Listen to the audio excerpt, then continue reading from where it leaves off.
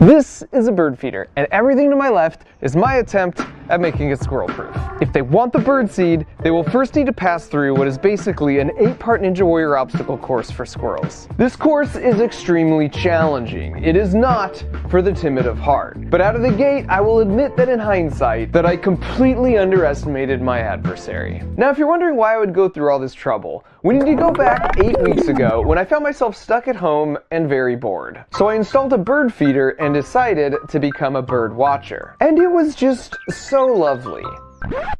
Until they showed up.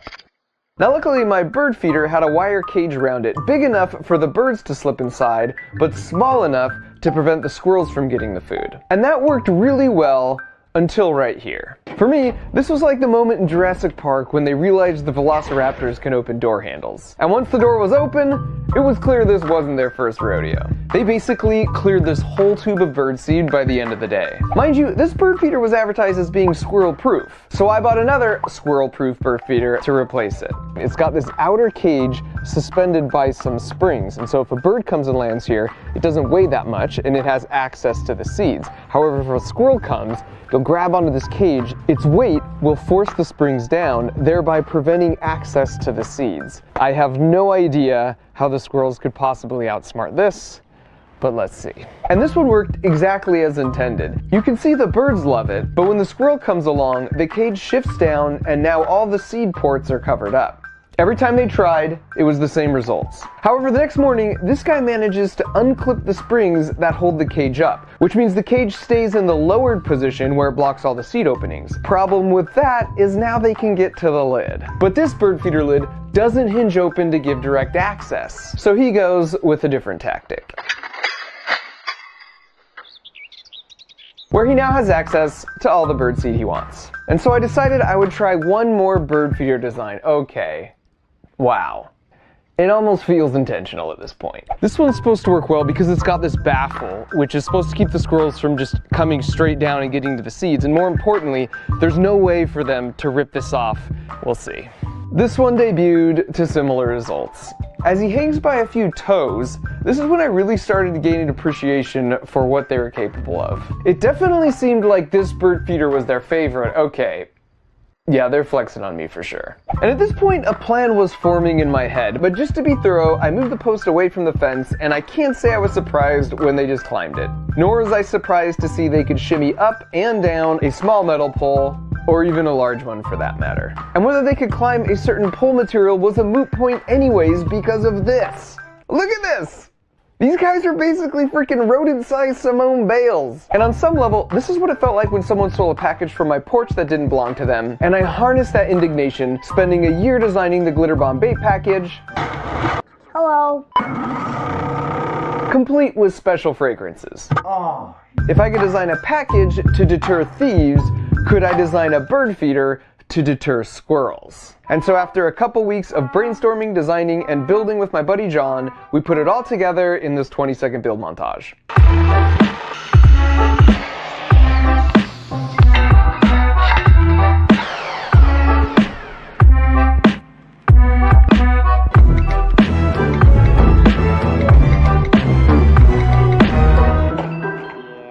Here are the basic elements. For starters, here's where I've placed their favorite bird feeder, at the end of the course. And to sweeten the deal, right below that, there's a trap door. And if they step here, it releases a butt ton of walnuts and unfurls some celebratory banners. Why walnuts? I'm glad you asked. I'm using walnuts because over the course of a week, I put out a buffet of 7 different nuts and seeds. And all 4 times I repeated the experiment, walnuts were always the one they ate first. What's great about placing this here is it levels the playing field, as the birds can fly up and get as much food as they want anytime they need it. The squirrels, however, will have to work for it, because the only way to make it to this platform is if they work their way through my 8-part Ninja Warrior obstacle course, which all starts right here. This is the only platform on the course that has a pole that isn't covered in slippery stuff, which means this is where they have to climb up to enter the course. If they try and get up any other way, they can't keep a good grip and they just slide back down. So the first challenge is the bridge of instability. Now this may look easy, but the trick is it attaches at a single point on each end. And from a physics standpoint, that makes it no different than trying to crawl across a tightrope. It's the same deceptive principle with that one carnival game that's so impossible. I broke it down in another video where I used physics to show which carnival games were basically scams and the science on how to beat them. Next up, the maze of 1,000 corridors. This one's a bit more cerebral, but if they make it through that, it will bring them to the pitchfork tumblers, which are inspired by the show Wipeout. But unlike Wipeout, I should point out that all these contraptions are squirrel friendly, and even with a little back force, they will break away and stop spinning. Now if they can make it past the pitchfork tumblers of treachery, they come to one of my personal favorites, the home wrecker.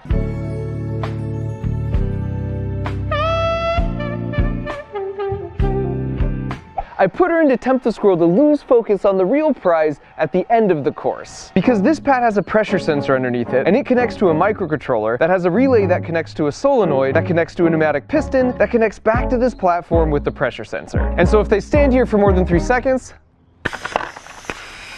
they've got to start the course all over again. Next up is the sneaky bridge of deception. I've suspended a juicy walnut right in the middle, but there's no way this bridge will support their weight, so it'll be interesting to see how they approach it. The sixth challenge is called the tourist trap. It's actually a bit of a reward for making it this far. If the squirrel sticks their head through this board my wife painted, it's just a photo op they can hang on the wall of their tiny squirrel nest. I'll place a walnut here as an incentive for them not to miss this unique opportunity. The penultimate challenge are the quad steps of great elevation. This is taken straight from Ninja Warrior, and this is super tricky because these pads are all totally smooth and placed at a 45-degree incline. And now for the last challenge. At this point, they are a mere few feet away from their ultimate goal, but if they're not careful, they'll have to deal with the orbital assist platform, aka the final countdown, aka it's not a catapult, it's a squirrelapult.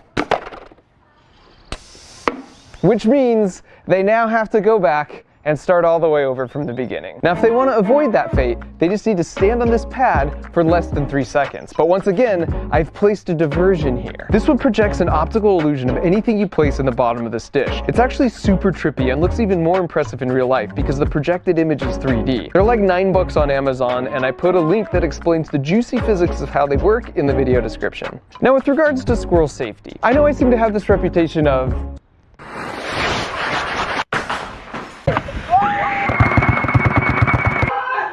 improvised high-speed projectiles, and so this one might worry a few animal lovers out there, including my wife. We have 5 pets and 1 child, and the child was the only one I had a say in. So rest assured, I can adjust the pressure on the piston, and we'll be staying way below any launch force that could hurt any of our adorable backyard contestants. And so finally, after making it through all that, we're back here at the world's most satisfying bird feeder. And as far as I'm concerned, if they make it here, they've earned the right to gorge next to the birds for as long as they want. And so after nearly a month of prep work, the course was officially open for business. They could smell the walnuts at the final station, and you could see the gears turning because right above that was their favorite bird feeder. And so before long, we had our first contender.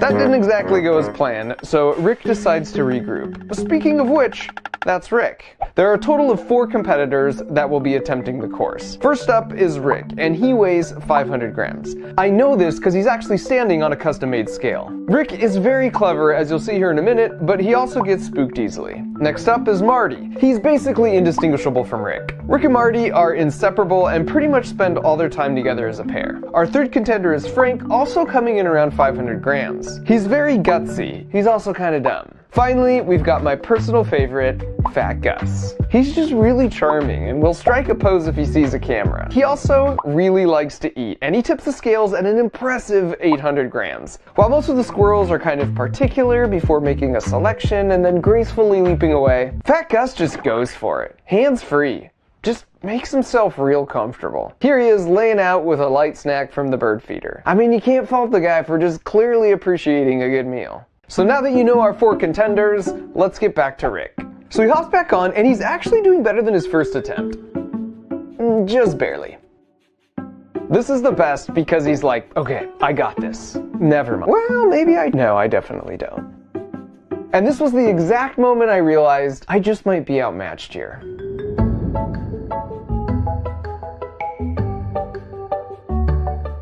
Marty was watching Rick, and after a quick dip of his toes in the water, adopts his strategy right out of the gate. Oof, so close. But an excellent recovery. And Fat Gus, perhaps predictably, comes up a little short. Which brings us to the Maze of 1,000 Corridors, which, to be honest, they mastered this one pretty quickly. Here's a solid run from Fat Gus. And now for the pitchfork tumblers of treachery. Marty was like, yeah, that's a hard pass. Fat Gus is just like, abort! Frank is just like, nope. Then he's like, wait a second. Still nope. Then Marty flies in real hot over the top. He didn't make it through, but that's partial credit as far as I'm concerned. And then here's Fat Gus with my favorite attempt by far.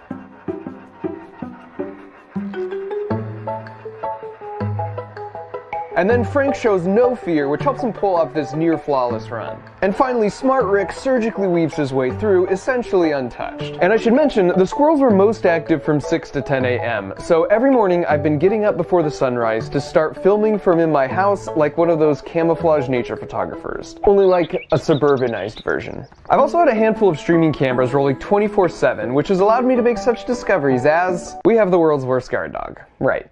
Thanks for the help, pal. Now back to the home wrecker. You can see Rick is instinctively suspicious of this gold digger, and only for a brief moment puts his full weight on the platform. I told you he was smart. His buddy Marty, on the other hand...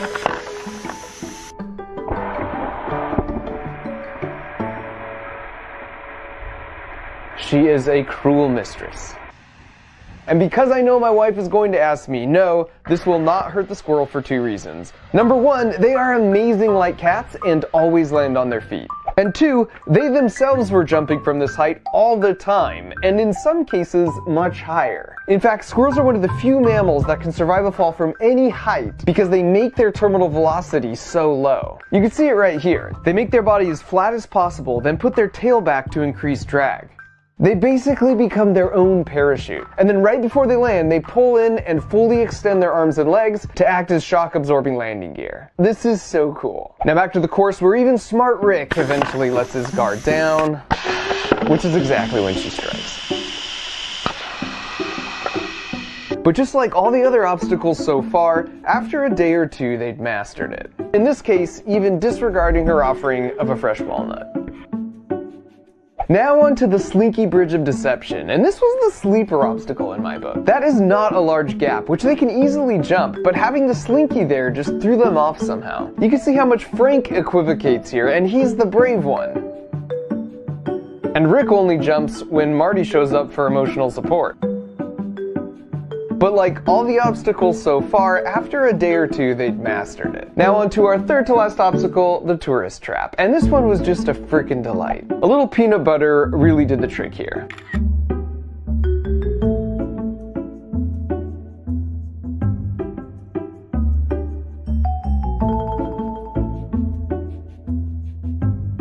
Now here comes Fat Gus, and I mean, how Fat Gus is this? He sees the camera and he's like, paint me like one of your French squirrels.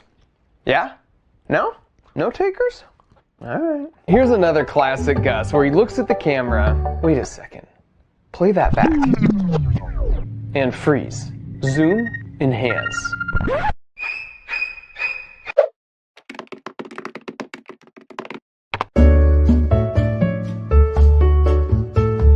Well, turns out Fat Gus is not a dude. And he's pregnant. Which meant I was suddenly feeling real uncomfortable about all those weight comments. So after a bit of a pivot to smooth things over, we soldiered on to the quad steps of great elevation. Frank comes in rather confident, almost to his demise. But he pulls off the smooth recovery.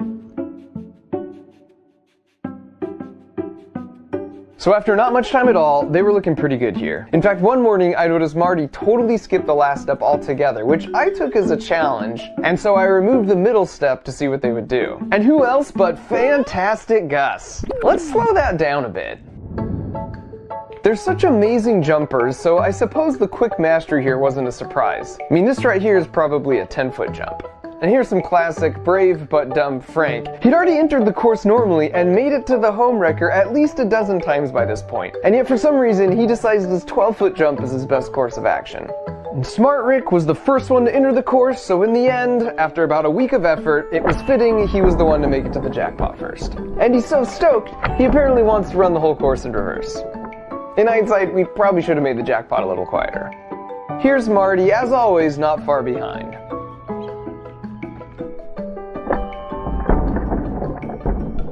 He's also a bit flighty, as you know, which worked against him here because down below Fantastic Gus, ever the opportunist, comes through with a real stroke of brilliance. But pretty soon Marty comes back like, I'm the one who kinda earned that. And then Fantastic Gus is like, you snooze, you lose, sucker! And might I just say, Fantastic Gus, when you sit like that, you don't look an ounce over 700 grams. Eventually they learned that sound was a good thing, and they'd quickly return for their reward before Fantastic Gus got any ideas. So here's a single camera shot of a full run, and by the end all of them could do the full course in less than 40 seconds. And while we're watching, you might be wondering what happened to the squirrelaput. Unfortunately, they didn't really fall for my illusion much, but I'm about to show you the 2 times they did. And as a promise to my wife, I turned the pressure to only 40% full power, so the acceleration the squirrel would feel is about half a G, which is 10 times less than a typical roller coaster. Additionally, I never turned on either the home wrecker trapdoor or the launch platform when I wasn't actively watching from inside my house where I had a manual override button. Because as safe as it was, something about launching Fantastic Gus just didn't feel right. Now what you're about to see is going to look pretty chaotic, but when we check the slow-mo, amazingly, I'll show you how the squirrel is totally in control pretty much the whole time. Alright, now here's a second angle. Also, even if you don't trust my calculations, I can assure you that the squirrels did not care. In both launch cases, they were back up on the course in like 5 minutes. Here's the slow-mo, and see if you can spot the 2 critical things he does to make sure he lands feet down. Did you catch it? The first critical moment is right here. He's already done the predictive math, and he's locked his head on the spot where he plans to land. And now his head will lock on that spot the whole way down. What's crazy is the time it takes him to do all the predictive math to know exactly where he will land and to lock his head is 300 milliseconds. That's exactly this long, literally less than the blink of an eye. That blows my mind, but if you think about it, it makes sense these reactions would have evolved to be razor sharp if you live your life in the trees, constantly making split-second decisions. Now besides picking the landing spot with his head, the second trick is with his arms. When he wants to keep his upper body from rotating, he has his arms out. But the moment he wants to rotate his upper body quickly, he tucks them in. And then when he wants to stop rotating, he extends them out again. This is straight up conservation of angular momentum. It's the same trick ice skaters use. Basically, bring your limbs in if you want to rotate fast, extend them out if you want to slow the rotation. My buddy Destin from Smarter Everyday also made a video analyzing how cats always land on their feet, and they do the exact same 2 tricks. The head target lock and bringing limbs in to rotate and out to stop rotation. Here's the second launch. And this may look like pure luck in real time, but the slow-mo tells a different story. In that amount of time, he's already made a slight lateral push in that direction and locked his landing target with his head. We know from the previous clip he can rotate his body to any orientation, but he doesn't in this case because he sees his small push has already aligned him for the perfect landing. That's just so cool. And so after those 2 physics demonstrations, I disabled both the launcher and the home wrecker trapdoor and just let them enjoy the course in peace. As far as I was concerned, they had earned it. Plus, after spending a month together, we were sort of bros by this point. If they saw me coming out to work, they would certainly jump away, but then they'd just quickly be right back. And sadly, all good things must come to an end, and because I didn't want them to develop an unhealthy dependence on my handouts, after about a week of free reign, I took down the course, but in its place, I put up a specialized squirrel-sized picnic table. Every morning, this door opens to release just a few walnuts as a little treat to remind them of our good times together. Although I had to laugh that after all this, somehow I didn't anticipate on day 1, Frank would immediately try and figure out and partially succeed in finding a way to beat the system. Like everything else though, they quickly caught on, and now on some mornings I'll catch them just waiting for the daily ration, chilling patiently on the bench seat. That is everyone but Fantastic Gus. Don't ever change, buddy. When I started this 2-month-long adventure trying to bird watch, I had no idea I would enjoy squirrel watching so much more. It's also made me realize that even amongst the structures and pavement and power lines, how interesting nature can be in a single suburban backyard if you just really stop to look. Even the plants are amazing. I had no idea that as vines grow, they spin around looking for something to grab onto. I didn't anticipate the wide variety of animals that use fences as inter-yard highways to get around as a substitute for all the trees that existed before we got here. Even little interactions like this spider extending his life with this very timely leap into the unknown were just so delightful to see. But of all the animals, I can definitively say now that squirrels are my absolute favorite, and they're certainly a more formidable adversary than porch pirates. They're kind of adorable, incredibly crafty, curious by nature, athletic, and persistent. Turns out squirrels can live to be 20 years old, and so I like to think that someday Fantastic Gus will bring his grand squirrels to the fence and regale them with tales of cowboys and courage and legendary walnut piles.